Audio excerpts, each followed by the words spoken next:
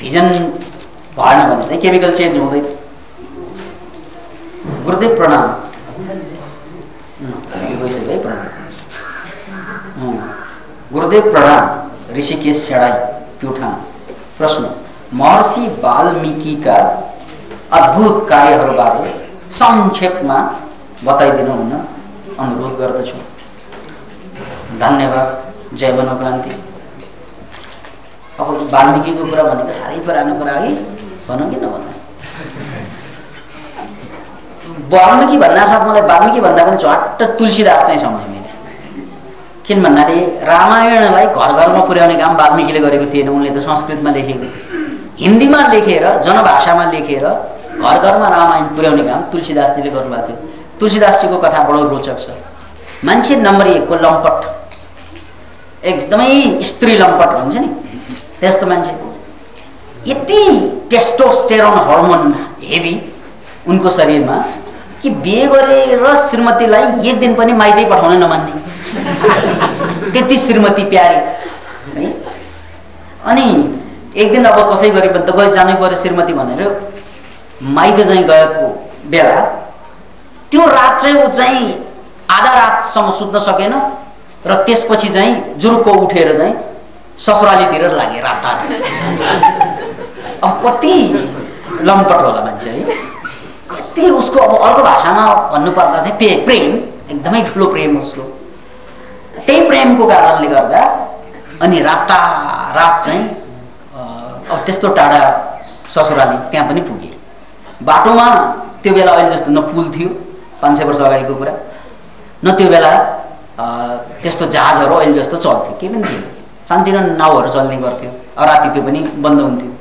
अनि एउटा नाउ चाहिँ छ्याप्प समातेर नदी तर्दै थियो, पछि हेर्दा त कहाँ त्यो नाउ थियो, त्यो चाहिँ मरेको लासलाई समातेर। सामान्यतया त डर लाग्छ नि मान्छेलाई, तर ऊ स्त्री लम्पट खालि चाहिँ जहाँ पनि श्रीमती बाहेक केही पनि देखेन नि। त्यसकारण उनले त्यो लासलाई टेकेर पार गरे। लास भनेर पनि थाहा थिएन, त्यो त पछि थाहा। पछि चाहिँ व्यवहार चाहिँ बुझिसकेपछि अनि बल्ल थाहा भयो। अनि श्रीमतीको घर अर्थात् चाहिँ त्यसलाई के भनिन्छ, ससुराली। त्यहाँ पुग्दाखेरि पनि ढोका कता झ्याल कता थाहा नभएर झ्याल चढेर चाहिँ छिर्न खोज्दा झ्यालबाट एउटा लहरा निस्किरहेको थियो। लहरा भनेर चढेको अजिङ्गर पो निस्किरहेको। अजिङ्गरलाई समातेर भित्र पसेछ। स्त्री लम्पट भएको, आँखै नदेखेको कि पत्नी भाइ के पनि नदेखेको। कस्तो, can you imagine the height of love. Love is blind भनेको यहाँ पो क्लियर हुन्छ। यस्तो मान्छे, त्यस्तो मान्छे अब हेर्नुहोस् है, बडो अद्भुत कुरो। त्यसपछि श्रीमतीले सबै व्यवहार थाहा पाएपछि एउटा श्रीमतीले जुन शब्द भनिन्, त्यही शब्दबाट चाहिँ यो लम्पट मोरो महान सन्त बन्यो। श्रीमतीको शब्दबाट। श्रीमतीले उनलाई के भनिन् भने, श्रीमानजी, हजुरले म प्रतिको जुन लगाव, आसक्ति जुन देखाउनु भयो, यति आसक्ति देखाउनु भयो, यहाँ लास नदेख्ने, सर्प नदेख्ने है, रात नभन्ने, दिन नभन्ने, भोक नभन्ने, प्यास नभन्ने जुन देखाउनु भयो नि आसक्ति, यति आसक्ति भगवान प्रति देखाएको भए हजुर अहिले ज्ञानी सन्त महात्मा बन्थे, झल्यास्त बिन्थे जस्तो। त्यत्रो लगानी हो नि त्यो। त्यही प्यास यदि चाहिँ परमात्मा प्रति भएको भए पत्नी प्रति भएर के गर्नु? परमात्मा प्रति हुनुपर्ने प्यास पत्नी प्रति भएर त केही फरक पर्दैन त्यसले। मैले गलत लगानी गरेको रहेछु भन्ने बोध भयो र यही शब्दले यस्तो बाणको रूपमा बिज्यो। त्यसपछिबाट उनले संसार त्याग गरेर सन्त बन्यो र नबन्दै उसले महान रामचरितमानसको अनुवाद हिन्दीमा गरेर तुलसीदास एक महान सन्तको रूपमा व्यवस्थित। अब तपाईँ हामी पनि त्यस्तै हो। मलाई यो रामायणको कुरा वाल्मीकि भन्नुभयो है, त्यो वाल्मीकि भन्दा चाहिँ हाम्रो नजदिक त तुलसीदास। तुलसीदास हामी पनि सानातिना तुलसीदासै त हो नि, होइन त? फलो गर्ने भन्छ नि, पछि पछि पछि पछि पछि क्या या भगवानको पछि लागेको भए खै केटीको पछि किन लाग्नु, केटाको पछि किन लाग्नु पर्नेले मरी मेटी गर्छन् नि केटाहरूले जवानमा। त्यही कुरा ज्ञानको लागि लागेको भए अहिलेसम्म ज्ञानी बन्न सक्थ्यो। र 4-5 वर्ष जुन केटीको पछाडि जुन केटाको पछि लाग्नु भयो नि तपाईँ, अथवा लाग्ने चाहिँ विचार गरिरहनु भयो नि, त्यो 5 वर्षसम्म आफ्नै पछि लागेको भए तपाईँ कहाँ पुग्थ्यो? विचार गर्नुहोस् त। त्यसैले यो हाम्रो नजिकको कथा हो, हाम्रो व्यथा हो। त्यसकारण तुलसीदासजीले जुन प्रेरणा पायो, साँच्चै हामी यस्तो तुच्छ चिजको पछाडि लाग्छ, यो केटा केटीको पछि लाग्नु, केटी केटाको पछि लाग्नु भनेको गधा घाँसको पछि लागे जस्तै। घाँसको पछि लाग्नै पर्दैन, किनभने जहाँ गए पनि घाँसै हुन्छ, पछि लाग्नुपर्छ। तपाईँ जहाँ टेक्यो त्यहीँ पनि घाँसै हो, तपाईँ जहाँ हग्नुहुन्छ त्यो पनि घाँसै हो नि। तपाईँ भने गधा गधा जहाँ बस्छ त्यहाँ पनि घाँसै हुन्छ, जहाँ हग्छ त्यहाँ पनि घाँसै हुन्छ। घाँस खोजेर हिँड्नै पर्दैन। परमात्माले घाँस पहिला बनाए, त्यसपछि गधा बनाएको। त्यसैले यो पतिले पत्नीलाई, श्रीमतीले श्रीमानलाई ट्रु लभ भनेर खोज्छन् नि। ट्रु लभ सुरलभ केही पनि होइन, यो गधाको घाँस हो। तपाईँले नचाहे पनि हुन्छ, त्यो तपाईँले हग्दा पनि त्यहीँ पर्ने हो। It is just that. नपत्या तपाईँले प्रकृतिमा हेर्नुहोस् त, तपाईँले जो महान प्रेम भनेर रोएर चाहिँ पाएन भनेर रुनुहुन्छ नि, प्रकृतिमा कसले पाउँदैन त्यो भन्नुहोस् त। एउटा किराले पाइरहेको हुन्छ आफ्नो पार्टनर, तपाईँले नपाउने। त्यसकारण हाम्रो एउटा भनाइ छ कि driver life is golden life रे, किनभने अरूभन्दा यही ठिक हो कि क्या? Driver life is golden life, where turning their wife रे।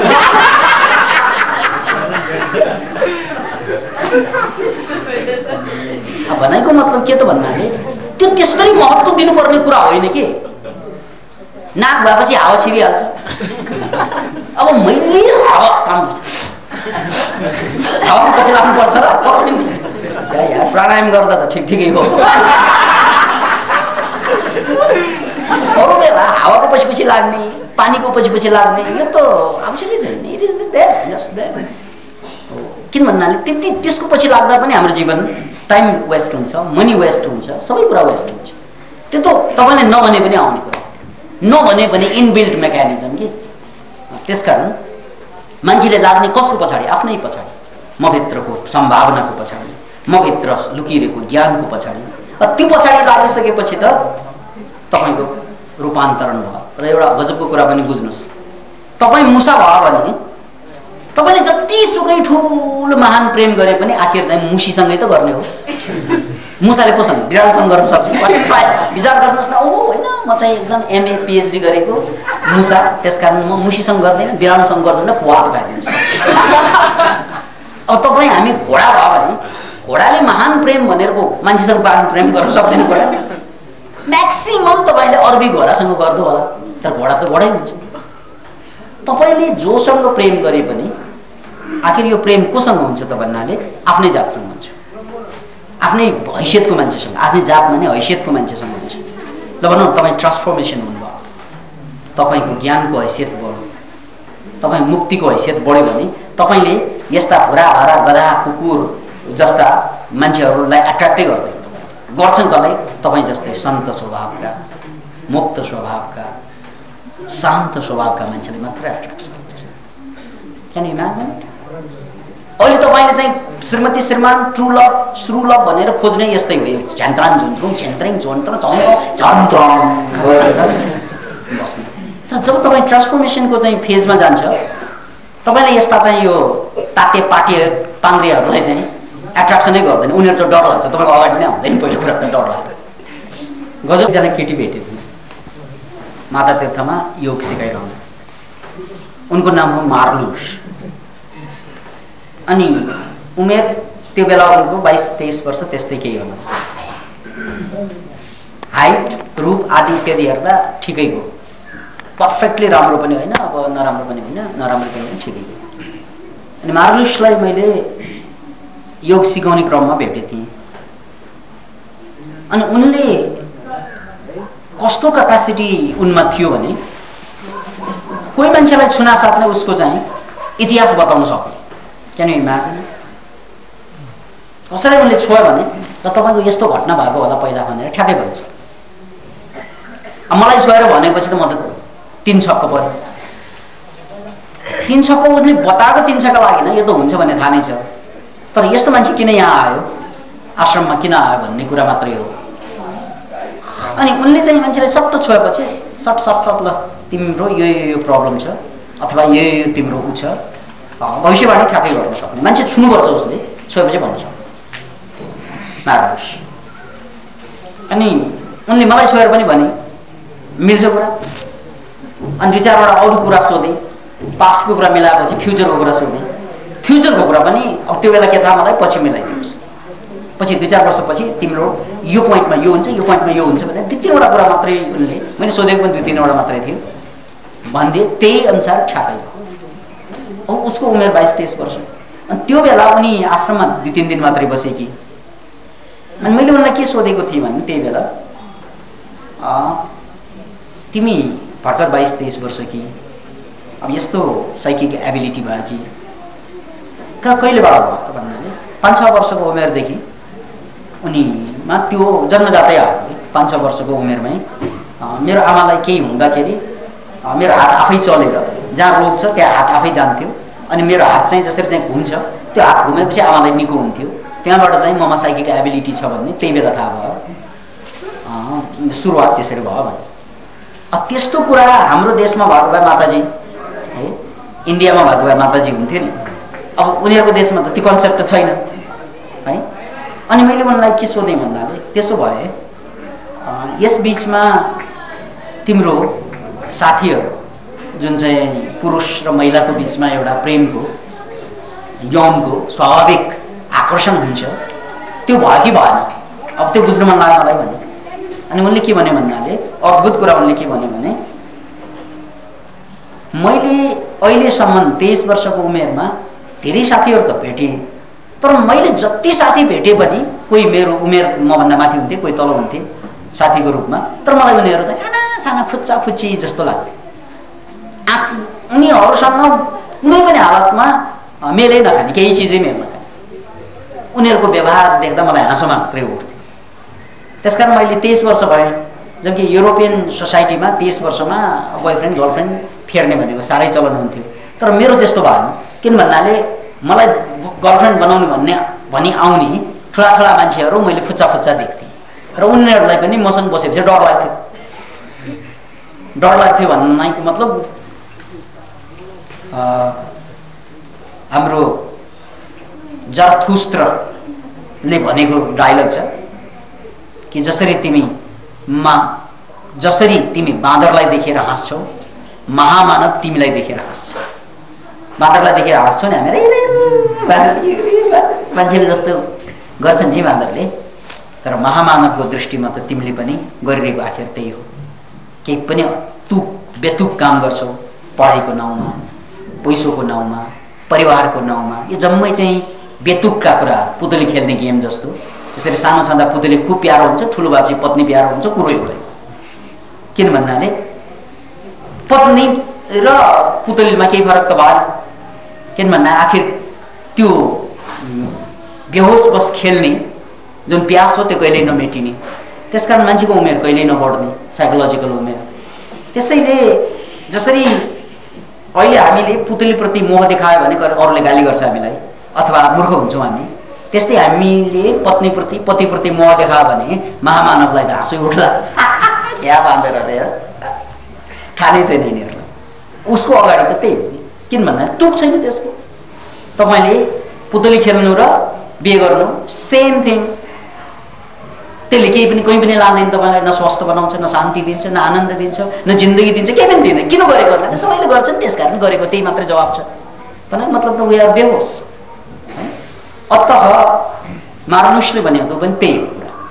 हेर्नुहोस् है मसँग बोयफ्रेन्ड मलाई पनि बोयफ्रेन्ड बनाउनु मन लाग्छ तर बोयफ्रेन्ड भनेर आउने जम्मै केटाकेटी लाग्छ अनि 2 दिनमा 3 दिनमा चाहिँ फेडअप हुने अरे टाइमै चाहिँ बोयफ्रेन्ड गर्लफ्रेन्ड बनाउनलाई त कमसेकम चाहिँ समय चाहियो 1 वर्ष 2 वर्ष 3 वर्ष कहाँ 2-3 दिनमा चाहिँ त्यो केटाकेटीले चाहिँ आमा भेटाए जस्तो हुने उनलाई केटाकेटीलाई त्यस्तै हुने अनि त्यसपछि उनीहरूले चाहिँ गर्लफ्रेन्ड भनेर आँटै गर्न सक्छ।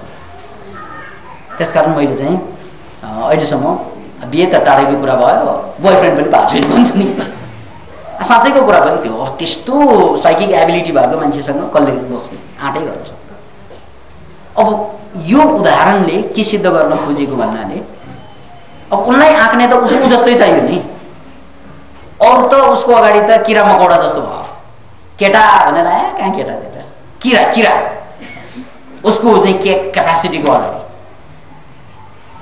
त्यसैले जब हामी साँच्चै साइकोलोजिकल्ली स्पिरिचुअल्ली मेच्योर्ड हुँदै जान्छौँ, हामी मुसा बन्दैनौँ, हामी कुकुर बन्दैनौँ, हामी बिरालो जस्तो चाहिँ चेतनाहीन बन्दैनौँ, हामी साँच्चै चाहिँ उठेको हुन्छौँ, त्यो बेला हामीले फेला पार्ने भनेको मान्छे नै हुन्छ। भनेको मतलब पार्वतीले फेला पार्ने महादेवै हुन्छ। किन भन्दा त्यो हैसियतको कुरा नि, नारायण त हुँदै हुँदैन पार्वती, किन भन्दा उसको चेतनाको कारण। त्यसैले यो श्रीमान श्रीमती गर्लफ्रेन्ड बोयफ्रेन्ड भनेको त भए पनि नभए पनि ठुलो कुरा होइन, त्यो इट इज देयर। अनि तपाईँको हैसियत बढ्दै गएपछि हैसियत बढेकाहरूसँग सङ्गत हुँदै जान्छ तपाईँको कुरो त्यही हो। त्यसैले तुलसीदासलाई श्रीमतीले त्यही भनेको हो, यस्तो ठुलो चाहिँ प्रेमानन्दता यो त परमात्माको लागि पो देखाउने चिज हो, पत्नीको लागि देखाउने चिज हो। पत्नी त जहाँ पनि पाइन्छ, परमात्मा कहाँ पाइन्छ? पत्नी त जति पा पनि कति पनि जीवन बदलिँदैन, तर परमात्मा पा भने जिन्दगी चाहिँ सकिन्छ। त्यसकारण लगानी त्यहाँ गरे भन्नु यो तुलसीदासको कुरा। अब यहाँ हाम्रो सेडाईजीले कचकच गर्नुभएको कुरा छ के भन्नाले वाल्मीकिको कथा सुनाउनु रे, बाजेलाई सोधे जस्तै। वाल्मीकिको कथा पनि थोरै भनेर उहाँको चित्त किन तोड्ने है नभनिकन। वाल्मीकिको एउटा साह्रै रोचक कुरो भनेको है, अब यो कुरा विवादास्पद कुरा पनि हो, तै पनि म भन्छु। डाकु थिए वाल्मीकि, अनि वाल्मीकिले केका लागि डकैत गर्थे त्यो सबैलाई थाहा छ। आमा बाबालाई पाल्नको लागि, परिवार पाल्नको लागि मान्छे मार्थे, लुट्थे। अनि केका लागि लुटेर बनिरहेको, केका लागि यस्तो पागलपन गरिरहेको भन्नाले किनकि म ग्रस्त हुँ, मैले परिवार पाल्नुपर्छ। वाल्मीकिको डायलग त्यही हो, हेर्नुहोस् है। तर त्यही वाल्मीकिले जब नारदलाई चाहिँ, वाल्मीकि त्यो बेला उसको नाम रत्नाकर, डाकु रत्नाकर थियो। नारद त्यहाँबाट हिँडिरहेको बेलामा उनलाई के थाहा सन्त भनेको, नारदलाई पनि लुट्न थाल्यो अरे है। अनि त्यत्तिकैमा नारदको सङ्गतमा आइसकेपछि नारदले उनलाई के सोधे भन्नाले, वाल्मीकि ठिकै छ तिमी लुट्दैछौ, केका लागि भन्नाले चाहिँ परिवार पाल्नको लागि भन्यो, तर्क त तिम्रो ठिकै हो, तर तिमीले यो गरेको पाप जसले त तिमीलाई कहिले पनि आत्मिक रूपमा सुख दिँदैन, सुते पनि सुख दिँदैन। किन भन्नाले सपनामा विभिन्न थरीका कुरोले दस्छ तिमीलाई। त्यसकारण तिमीले यो गरेको पाप के तिम्रो परिवारले सेयर गर्छ अथवा त्यो परिवारले स्वीकार गर्छ? किनभने तिमीले त परिवारको लागि पाप गर्दैछौ, कि तिम्रो परिवारले तिमीले गरेको पापलाई पनि स्वीकार गर्छ कि गर्दैन? किन नगर्नु, अब उनीहरूकै लागि मैले काम गर्दैछु, होइन मैले जे गर्दैछु आखिर परिवारको लागि भनेपछि मैले गरेको पापको भागी पनि त उनीहरू भयो नि भन्छन्।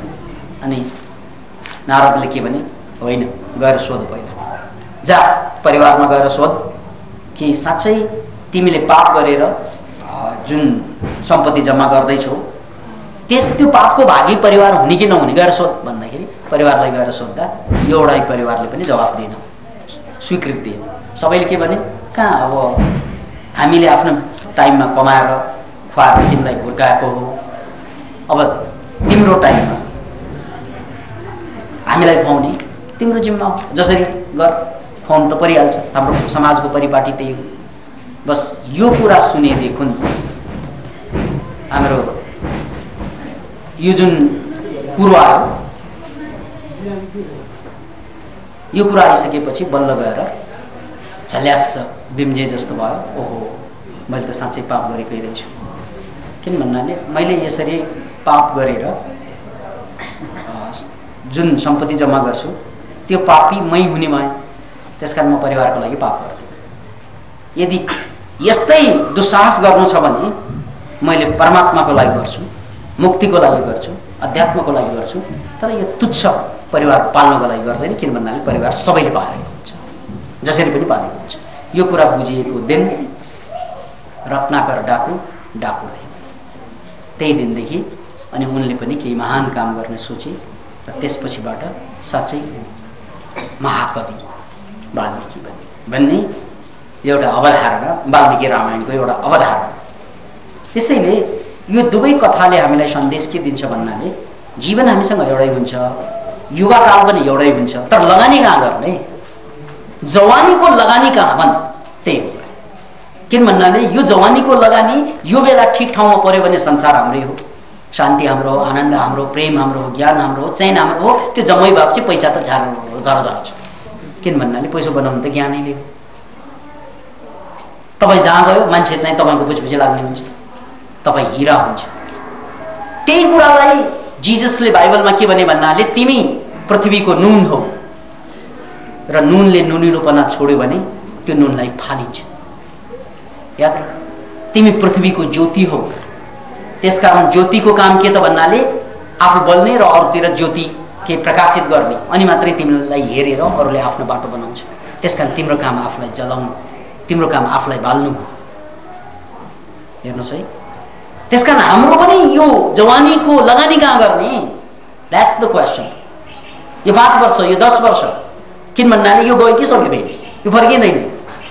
सैर कर गालिब फिर जिंदगानी कहाँ, गर जिंदगानी भी मिले फिर नौजवानी कहाँ। यो नौजवानमा जुन हुन्छ नि त्यो फेरि नौजवानी त फर्किँदैन। जिन्दगी बरु लामो होला तर नौजवानी त लामो हुँदैन, जान्छ यो। अहिले गरेन भने कहिले गर्ने फेरि। त्यसकारण यो 5 वर्ष, यो 10 वर्ष जवानी ठिक ठाउँमा लगानी भयो भने जिन्दगानी बन्यो। होइन यही बेला चाहिँ त्यो गधाको घाँसको पछि पछि लाग्न थाल्यो भने सक्यो। त्यसैलाई जरथुस्त्रले आफ्नो भाषामा के भने भन्नाले निश्चय पनि एउटा सन्तको बट्टाइसँग समागम भयो भने यो पृथ्वीमा उज्यालो जानेछ अरे कि। कहाँ सन्त हुन सक्ने क्षमता बट्टाइको पछि पछि लाग्ने। बट्टाइ भनेको केटीको अथवा केटाको। एउटा सन्त र बट्टाइको कहिले बिहे होला, हुँदैन। हामी सबैसँग क्षमता के परमात्मा बन्ने, महान बन्ने, संसारलाई हल्लाउने क्षमता लिएर आएका। अब बट्टाइको पछि लाग्ने के हुन्छ। त्यही कुराको सन्देश। जिन्दगी त लिलामी हुन्छ। अत चाहे तुलसीदासबाट हुन्,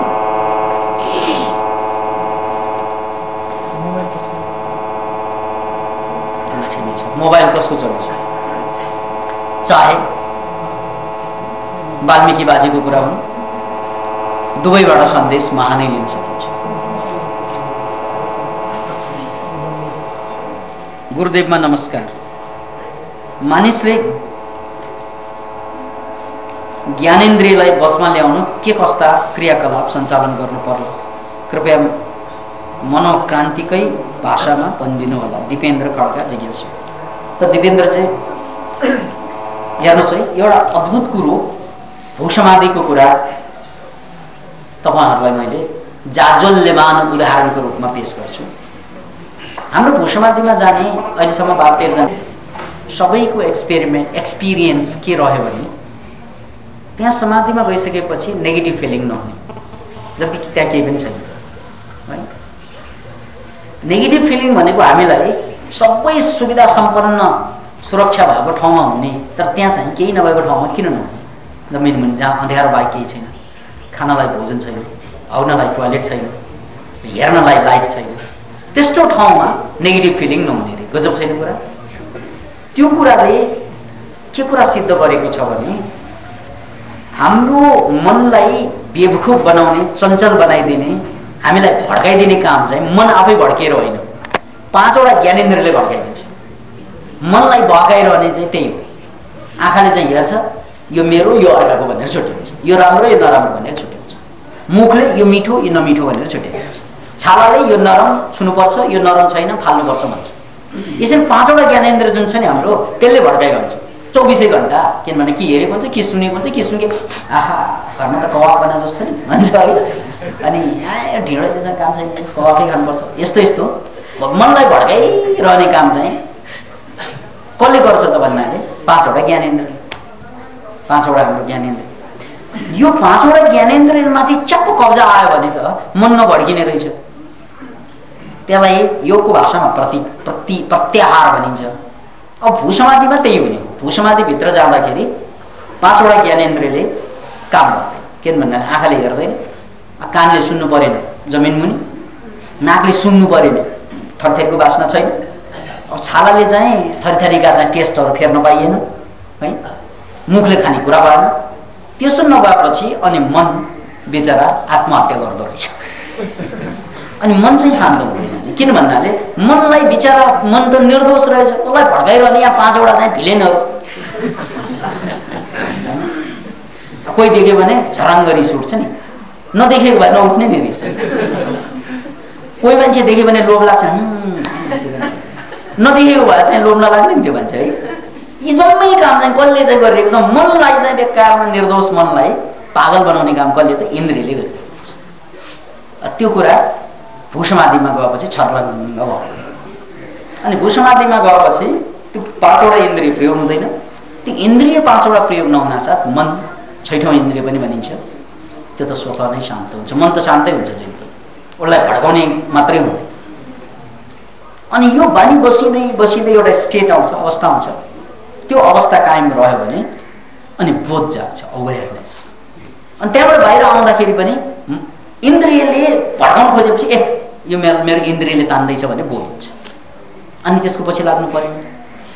अथवा चाहिँ कसैप्रति त्यो मान्छेप्रति घृणा छ भने त्यो मान्छे देख्नासाथ मेरो मनमा रियाक्सन घृणा आयो, तर ए बोध जाग्यो, यो मेरो घृणा हो, यो मेरो विचार हो।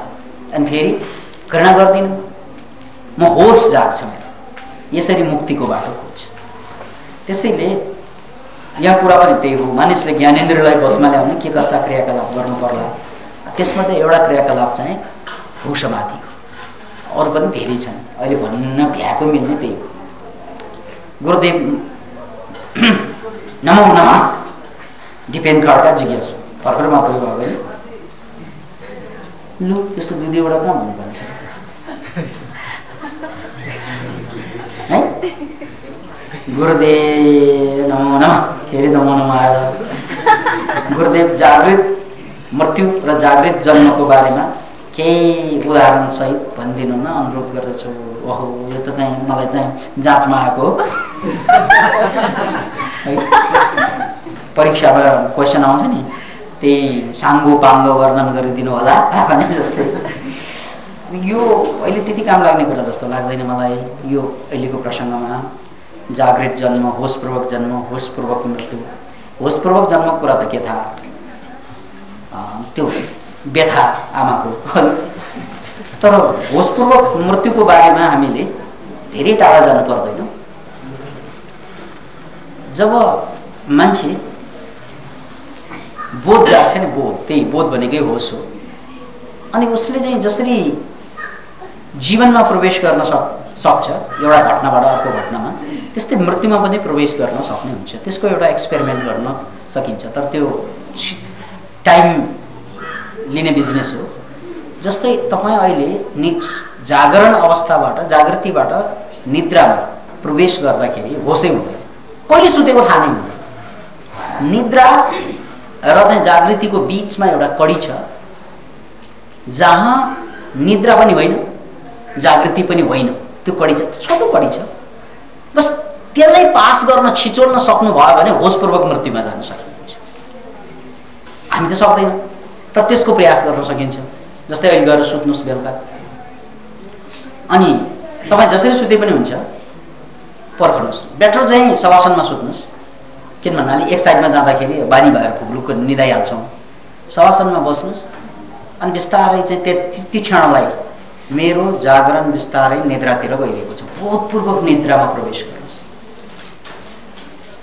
यो तन्त्र साधनाको एउटा उच्चतम साधना पनि हो। फेरि यसरी जागरणलाई छोडेर निद्रामा बोधपूर्वक प्रवेश गर्दाखेरि सारा शरीर झम झम, अब मेरो अनुभवबाट भन्ने कुरा, झम झम गर्छ।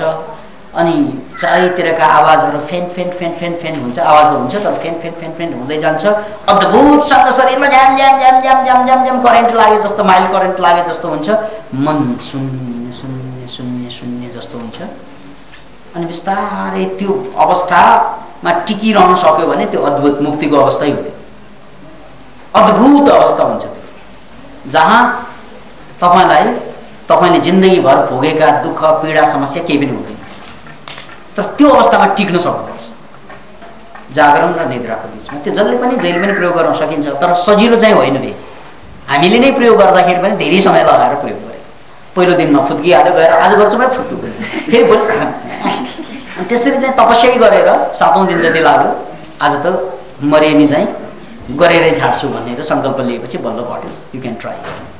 यसरी तपाईँ जागरणबाट निद्रामा जाने अभ्यास यदि सुरु गर्नुभयो भने कुनै दिन मृत्युमा जाने अभ्यास पनि गर्न सक्नुहुन्छ। किन भन्नाले जसको जीवनमा ज्ञान सेन्टर्ड छ उसको लागि संसारमा कुनै कुरा ठुलै हुँदैन, ज्ञानभन्दा ठुलो कुरा केही छँदैन। त्यसैले गान्धीलाई गोली हान्दाखेरि अन्तिम वाक्य, अन्तिम शब्द उसको मुखबाट जुन निस्क्यो त्यो हे राम थियो। हेर्नुहोस् है, मान्छे चाहिँ पीडित भएको अवस्थामा जुन आवाज निकाल्छ नि भित्रबाट मातृभाषा निस्कन्छ है। प्रायः जसो अब कतिलाई चाहिँ मातृभाषा बिर्सिसकेको हुन्छ होला है, अब कुनै ठाउँमा बसेर, तर त्यस्तो पीडा पऱ्यो भने मातृभाषामा बोल्न थाल्छ हो। किन भन्नाले भित्र जे छ त्यही बाहिर निस्कन्छ। त्यस्तै जुन भित्रको भाव छ त्यो भाव चाहिँ विस्फोट हुन थाल्छ। त्यो बेला गान्धीले हे राम भन्यो, त्यसको मतलब के त भन्नाले उसको जीवनमा राम वाक्य पनि थियो। त्यसैले त ऊ प्रधानमन्त्री भएनन्, हुन सक्थे तर भएन। किन भन्नाले ऊ ज्ञान सेन्टर्ड मान्छे थियो। ऊ पदमा गएनन्, पैसामा गएनन्, केहीमा पनि गएनन्, ऊ ज्ञान सेन्टर्डै रह्यो। त्यो उदाहरण हो गान्धी त्यसको। त्यसकारण हामीले कुनै बेला अब बोधपूर्वक मृत्युको कुरा गर्दाखेरि बोधपूर्वक मृत्यु त के था, टाढाको कुरा, आजको भोलि हुने कुरा पनि भएन, फेरि अहिले ट्राई गर्नु पनि भएन है। तर बोधपूर्वक निद्रा, डु इट। यसको विराट रूप बोधपूर्वक मृत्यु।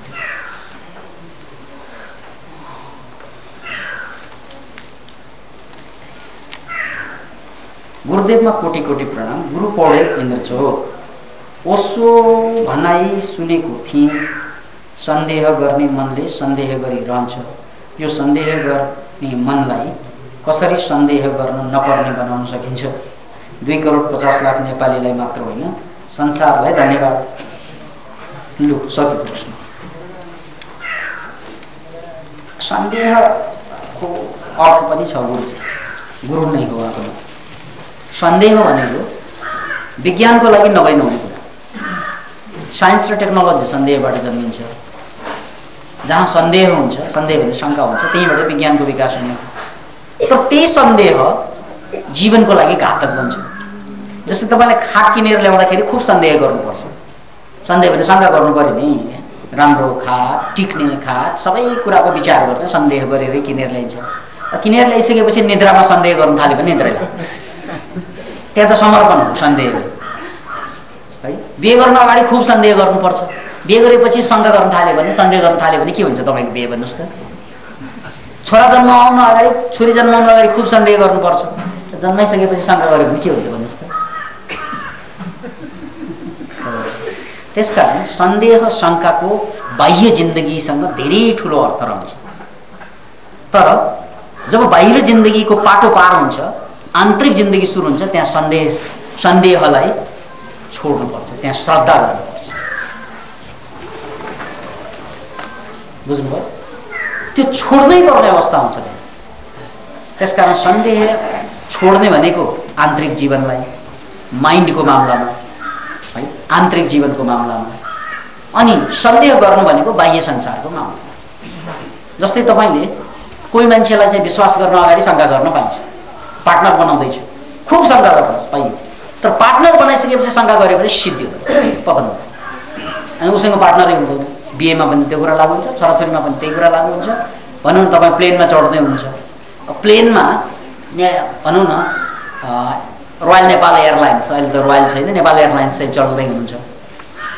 पहिल्यै सन्देह चाहिँ गर्नु ठिक छ, कुन एयरलाइनको राम्रो हुन्छ नराम्रो होला भने ठिकै छ। तर प्लेनमा चढिसकेपछि सन्देह जाग्यो भने के हुन्छ? तपाईँ बेहोस हुने बेर छैन, मुर्छा हुने बेर छैन, के हुन्छ हुन्छ। त्यसकारण त्यो बेला चाहिँ समर्पण गर्दैन। त्यसकारण सन्देह पहिला, समर्पण पछाडि। सन्देह र समर्पण सँगसँगै जानुपर्छ। आधा काम सन्देह गर्ने, आधा काम समर्पण गर्ने। यदि सन्देह मात्रै गरिरह्यो भने तपाईँ खुस्केको हो मान्छे। पागलले मात्रै जहिले पनि सन्देह गर्छ। त्यसकारण सन्देह गर्नु हुँदैन। त्यो मुला नर्सदिनको एउटा प्रसङ्ग छ नि, छोरालाई चाहिँ आएर बाउ यहाँ ल मेरो साथी आएछ अन्डा किनेर ल्याऊ भनेर पैसा दिएछ। हस् बाबा भनेर चाहिँ पैसा लिएर जान लाग्दा छ्याम हानिदिएछ। साथी गजब बाछेले छोरालाई किन हान्नुभएको तपाईँले? केही गरेकै चाहिँ ले यो ढङ्गै छैन यसको। अब त्यहाँ चाहिँ बाटोमा गएर चाहिँ अन्डा ल्याएर फुटाइदियो भने त बर्बाद होइन है, त्यसकारण मैले हानिदिएको भन्छु। अब होइन उसको फुटाएकै छैन अहिले हान्ने, फुटाइसकेपछि हानेर के फाइदा हुन्छ?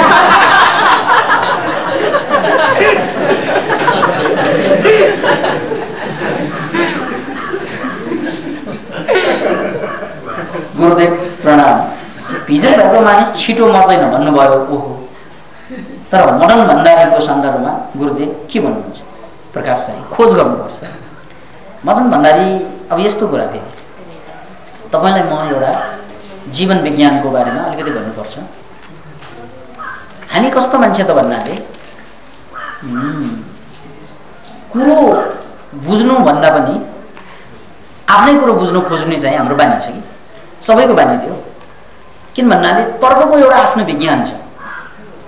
मैले धेरैपल्ट के भनेको छु भन्नाले अववादका नियमहरू र जनरलका नियमहरू फरक फरक कुरा हो। दुनियाँमा दुवै हुन्छ। त्यसकारण दुवै भएको कारणले गर्दा मदन भण्डारीको कुरा आयो भने उनलाई चाहिँ टक्क अगाडि ल्याएर चाहिँ यो नियमै गलत हो भन्न खोज्यो भने त्योभन्दा ठुलो चाहिँ हाम्रो दुर्भाग्य के होला? किन भन्नाले तपाईँले खोज्दै जानुभयो भने अपवादको नियम पनि संसारमा हुन्छ, जहाँ पनि हुन्छ। जस्तै मान्छेको 5 वटा औँला हुन्छ भनेर पढाइरहँदाखेरि मिलेन सर मेरै 6 वटा छ के भन्नुहुन्छ भनेर देखाएर हुन्छ। 6 वटा औँला हुन्छ कि हुँदैन? मान्छेको हुन्छ। त्यसको आधारमा मान्छेको 5 वटा अथवा 6 वटा औँला हुन्छ भनेर पढाउनु त हुन्छ। मदन भण्डारीको 6 वटा औँला छ त्यसरी मात्रै बुझ्ने त्यो अपवाद। अब जेनरल रुल खोज्ने हो त्यसको। संसारमा भिजन भएका मान्छेहरू र भिजन नभएका मान्छेमा अनुसन्धान गरेर तुलनात्मक रूपमा कसको एक्सिडेन्टमा बढी मर्छ त्यो हेरेपछि थाहा हुन्छ। अरू त अरू गिरिजा प्रसाद त अहिलेसम्म बाँचिरहेको छन्।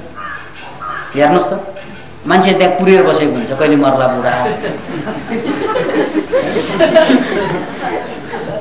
अनि के हुन्छ त भन्नाले तपाईँको एउटा भिजन चाहिँ रह्यो भने त्यो कजको लागि बाँच्नु पर्ने हुन्छ कि। त्यसैले तपाईँले जनरल रुलबाट हेर्दै जानुपर्छ। एक्सेप्सनल रुल ल्याउनु हुन्न। मदन भण्डारी मात्रै होइन नि, खोजेपछि त धेरै पाइन्छ यस्तो संसारमा। तर जति खोजे पनि सङ्ख्यात्मक रूपमा कम हुन्छ, तुलनात्मक रूपमा पर्सेन्टेजमा जानुहोस् उनीहरू कम हुन्छ। त्यसकारण त यो रुल भयो।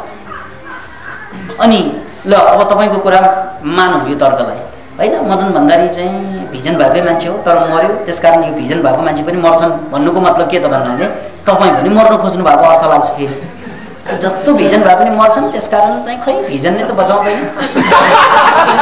यसको मतलब चाहिँ म पनि मर्ने, मर्नुको दरखास्त एउटा मर्नेको दरखास्त, अर्को चाहिँ महान नबन्ने दरखास्त। फेरि कहाँ महान भन्ने ठुल्ठुलो विचार पायो। किन भन्नाले चाहिँ महान भने पनि मर्नु पर्दो रहेछ। यसको अर्थ त त्यो यो बहाना हो। यो तर्कलाई पछ्याउँदा तपाईँको जिन्दगी धन्य हुन्छ कि या यो तर्कलाई चाहिँ छोड्दा धन्य हुन्छ त्यो त खोज्नु पर्यो नि त। हामी त कस्ता मूर्ख छौँ भन्नाले आफैलाई खतम पार्ने तर्क चाहिँ समातेर बस्छौँ।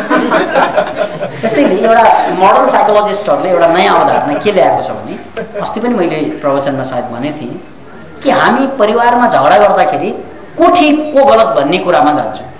ठिक हुनु बेग्लै कुरा, सुखी हुनु बेग्लै। ल भनौँ न तपाईँ जोइफैको बिचमा भइरहेको झगडामा कोही ठिक कि जोइ ठिक भनेर झगडा हुन्छ, बाउ ठिक कि छोरा ठिक भनेर झगडा हुन्छ है। त्यहाँ ठिकको सङ्घर्ष हुन्छ। ठिक किन हुनु पर्यो? ह्याप्पी भए पो हुँदैन? ल श्रीमती तिमी नै ठिक, म गलत, आइम सरी है, आऊ अँगालो हाल्नु है। तपाईँले आइएम सरी भनेर हारेर खुसी हुने कि जितेर दुवैले आत्महत्या गर्ने? भन्नुहोस् त। जित्नु त जित्यो, तपाईँ नै ठिक तर श्रीमती चाहिँ क्वाँ क्वाँ रोइरहेका छन्, छोरो चाहिँ क्वाँ क्वाँ रोइरहेका छन् तर तपाईँ ठिक। आखिर तपाईँ नै ठिक हुनुभयो। अब तपाईँ ह्याप्पी होला? सबै दुःखी भएपछि तपाईँ पनि दुःखी हुन्छ। त्यसकारण हामी समाजमा कसरी बाँच्यौँ भन्नाले हाम्रो समाजमा ठिक हुने अनि दुःखी हुने यो समाजको परिपाटी। यसको उल्टो परिपाटी पनि हुन्छ नि। म ठिक हुन चाहन्न, ल तिमी नै ठिक हो तर मलाई नाच्नु देऊ प्रिय, ten ten ten ten ten ten. कसो तपाईँ आफै सोच्नुहोस् त, अहिलेसम्म घर परिवारमा झगडा हुँदा, सबैमा राजनीतिक पार्टीमा झगडा हुँदा, साथीहरूसँग झगडा हुँदा जहिले पनि ठिक हुन खोजेर नै झगडा हुने। तपाईँलाई ठिकप्रतिको मोह किन चाहियो त? किन भन्दा ठिक भएर तपाईँ दुखी हुने हो भने त बेठिक भएर चाहिँ सुखी हुन जाति भएन। हेर्नुहोस् है, तरिका त्यो पनि हो। अहिलेसम्म मान्छे एकदमै मूर्ख भएर किन बाँच्यो त भन्दा ऊ ठिक हुन चाहन्छ, ह्याप्पी हुन चाहन्छ। जबकि ह्याप्पी भएर मात्रै ऊ स्वस्थ हुन्छ, ठिक भएर स्वस्थ हुँदैन। त्यसकारण यो कुरा सिक्नुहोस् तपाईँ। हार दिन तुम हार के दिल अपना मेरी जीत अमर कर दूं। ये सुनो भन्नुहोस्, मैं हार के दिल अपना तेरी जीत अमर कर दूं, होठों से छू लो तुम, माने भन्नु मेरे गीत अमर कर दो, हैन? होठों से छू लूं मैं तेरे गीत अमर कर दूं। उल्टो गर्नु गीतलाई। फेरि एकपल्ट याद राख्नुहोस्, तपाईँ सुखी हुनु छ भने गलत भए पनि के भयो?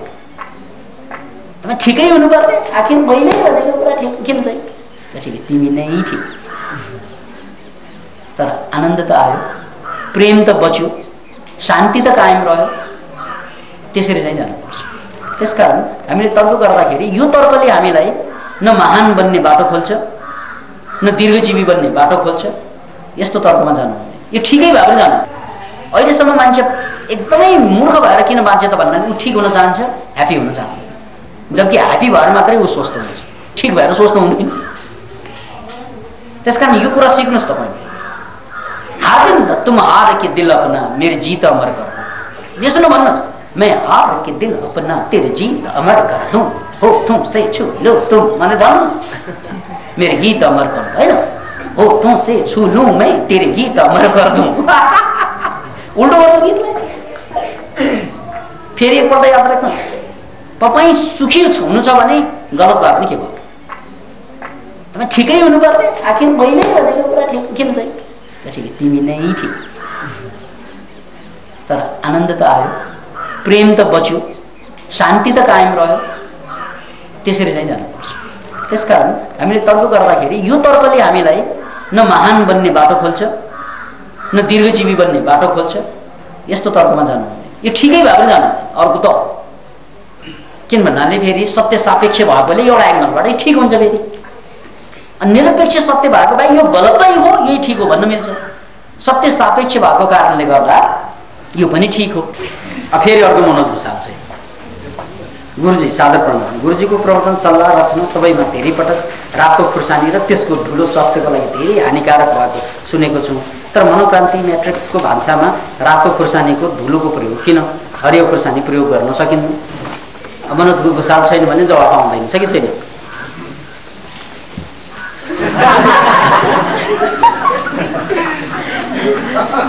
अब खुर्सानीको कुरा त थोरै भनिदिइहाल्नु। किन भन्नाले कसैलाई भ्रम पनि परेको होला, हुनु पनि हामीले खुर्सानीको बारेमा हामी पनि भ्रममा थियौँ। त्यो भ्रम सिर्जना गर्ने पनि ज्ञानै हो। फेरि कस्तो ज्ञान हुन्छ भने आयुर्वेदको एउटा ज्ञान, नेचुरोप्याथीको अर्को ज्ञान, एलोप्याथीको अर्को ज्ञान, सबैको ज्ञान फरक फरक फेरि त्यही चिजको लागि है। अब सुरु नेचुरोप्याथी स्टडी गरेको मैले। नेचुरोप्याथीमा हामीलाई सिकार के ल्याउँछ त भन्नाले रातो खुर्सानी खानु हुँदैन, हरियो खुर्सानी भनेको भिटामिन सी हुने भएको कारणले गर्दा त्यो खान मिल्छ भनेर सिकार ल्याएको। अनि सुरुका दिनमा त्यही अनुसार चाहिँ किताबमा लेख्यो, प्रवचन दिइयो पनि। अनि पछि चाहिँ बिस्तारै हर्बालिजमको अध्ययन गर्दै जाँदाखेरि हर्बेस्ट्रीमा इन्टरनेसनल्ली संसारभरिमा विभिन्न वैज्ञानिकहरूले खोज गर्दाखेरि खुर्सानी, रातो खुर्सानीमा पाइने तत्त्वहरू स्पेसली क्याप्साइसिन भयो है आदि इत्यादि तत्त्वकोलाई केलाउँदाखेरि यसले यो रोग निको पार्छ भनेर फेरि हर्बालिजम होइन, हर्बालिजमका डक्टरहरूले यसलाई प्रमाणित गरेको कारणले गर्दा यो पनि नौलो ज्ञान भयो। फेरि प्राकृतिक चिकित्सामा यसलाई चाहिँ वर्जित गरेकै छ, तर जबकि हर्बालिजम हर्बेस्ट्रीमा चाहिँ यसलाई स्वीकार गरेको छ। र स्वीकार गर्ने कुरालाई अनि हामीले के गर्यौँ भन्नाले कसैले स्वीकार बहिष्कार गर्दैमा हामीले स्वीकार गर्नुपर्छ भन्ने छैन, तर यसलाई परीक्षण गर्ने हो वैज्ञानिक बन्नु भनेको। अनि हामीले त्यसलाई चाहिँ परीक्षण गरेर हेऱ्यौँ। परीक्षण गरेर हेर्दाखेरि जुन कुरा हर्बालिजममा लेखिएको छ त्यो कुरा ट्याक्कै मिल्छ। अहिले पनि चाहिँ जस्तै चाहिँ तपाईँलाई कुनै पनि दुखाइ छ, खास गरी जोर्नी दुखाइदेखि लिएर टाउको दुखाइ आदि इत्यादि छ भने खुर्सानी दिनको 2-3 चम्चा खानाले त्यसले चाहिँ त्यो दुखाइ ठिक पार्छ। त्यसैले रातो खुर्सानी हामीले प्रमोटै गरेको त्यो ज्ञानकै कारणले गर्दा। र हरियो खोर्सानीले पेट दुखाउँछ भन्ने अवधारणा छ र त्यो प्रयोग गर्दाखेरि पेट दुखेको पनि पाइन्छ फेरि। त्यसैले हरियो खुर्सानी होइन, रातै खुर्सानी खाने हो, हरियो खुर्सानी खानु पऱ्यो भने कहिलेकाहीँ खाने भन्ने नयाँ ज्ञान चाहिँ आएको छ। र मनोक्रान्ति भनेको त अब युगसँग समयसँग आइरहेका ज्ञानसँग यसले तालमेल गर्दै जानुपर्ने हुन्छ। वैज्ञानिकहरूको पनि भरोसा हुँदैन कतिपय समयमा।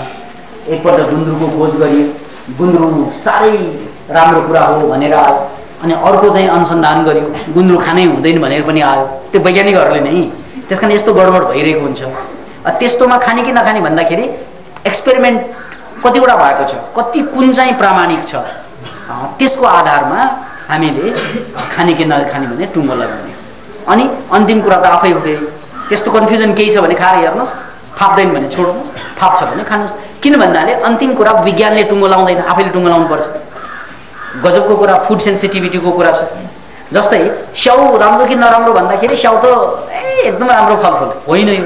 किन भन्नाले कतिपय मान्छेलाई स्याउले चाहिँ एलर्जी ल्याउँछ, कतिपय मान्छेलाई स्याउ खानासाथ पेट दुख्छ, स्वस्थै मान्छेलाई पनि त्यसलाई फुड सेन्सिटिभिटी भन्छ। कतिलाई दुध खानै हुँदैन, कतिलाई दही सेन्सिटिभ हुन्छ, कोही कोही मान्छेलाई गहुँ खायो कि गोलमा, कोही कोही मान्छे चामल खायो कि गोलमा। त्यसकारण फुड सेन्सिटिभिटी भन्ने एउटा गजबको चाहिँ इन्डिभिजुअल पार्ट हो, हरेक मान्छेमा फरक हुन्छ। त्यसकारण संसारको सबभन्दा राम्रो खाना पनि कोही कोही मान्छेलाई सबभन्दा नराम्रो हुन सक्छ। त्यसकारण अन्तिम कुरा त आफै हो, आफूलाई जाँचेर हेर्नु। एनिवे आजको लागि यतिकै गरौँ।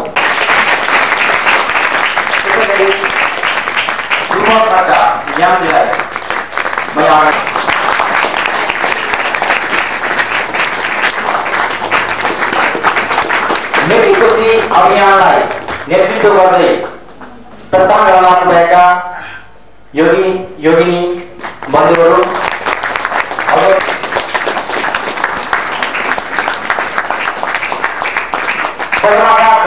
अञ्चललाई नेतृत्व गर्दै प्रस्थान गर्न लाग्नुभएका योगीहरू, योगी श्री जमदेव र श्री श्याम दिलपनी महोदय अगाडि, त्यसैगरी गण्डकी ढलागिरी गर्ने हुने योगी श्री मम दिलपनी महोदय आउनको लागि हार्दिक अनुरोध गर्छु।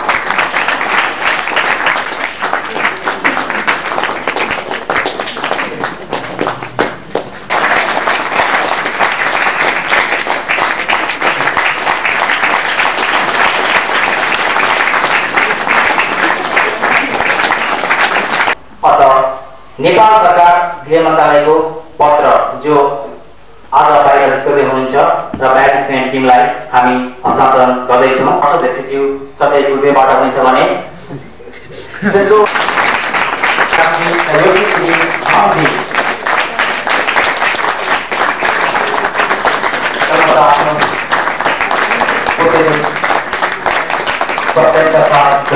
होला।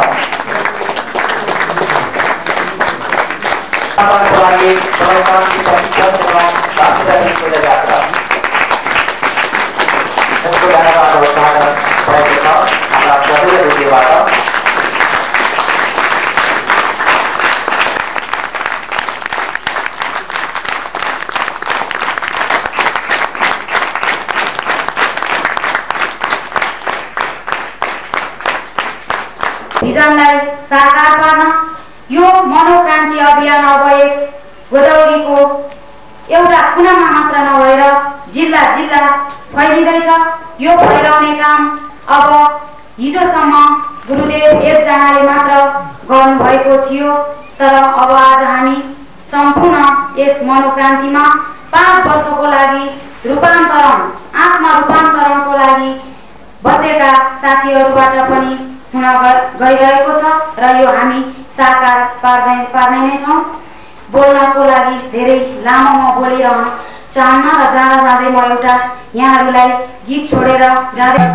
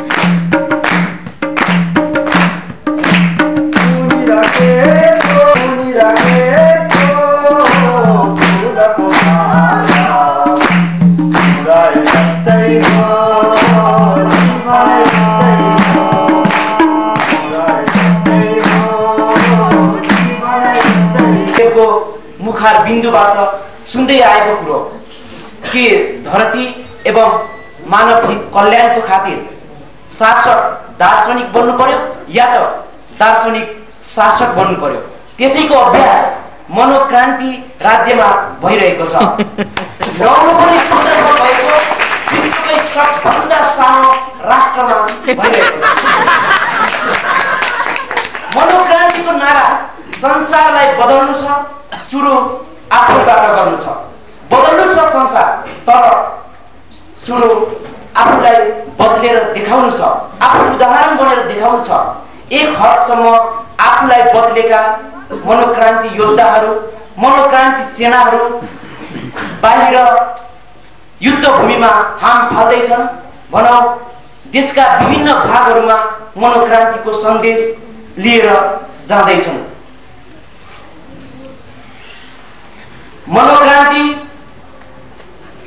मनोक्रान्ति भन्छन् साराले, धरती बिउजिँदैछ हेर हाम्रो नाराले।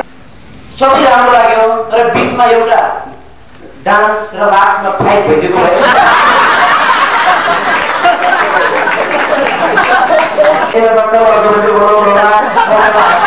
सबैतिरबाट एक नौलो स्वर्णिम युगको उदय हुने हामीले देखिसकेका छौँ। तसर्थ हामी यस समग्र ठुलो भिजनलाई राष्ट्रव्यापी पैदल यात्राबाट सुरु गर्दैछौँ। हामीलाई राष्ट्रव्यापी पैदल यात्रा जानको लागि मन वचन कर्मबाट सहयोग गर्नुहुने सम्पूर्ण महानुभावहरूलाई भित्री हृदयबाट हामी धन्यवाद दिन चाहन्छौँ भने हाम्रा परम पूज्य गुरुदेव एवं योगी योगिनीहरूको आशीषबाट प्रेमले हामी सदा मानसिक रूपमा ज्यादा नै बलियो भएर रहनेछौँ भन्ने पनि दृढ विश्वास व्यक्त गर्न चाहन्छु। अन्ततः हामी हाम्रो यस यात्रालाई सफल पारेरै छाड्छौँ। जय गुरुदेव, जय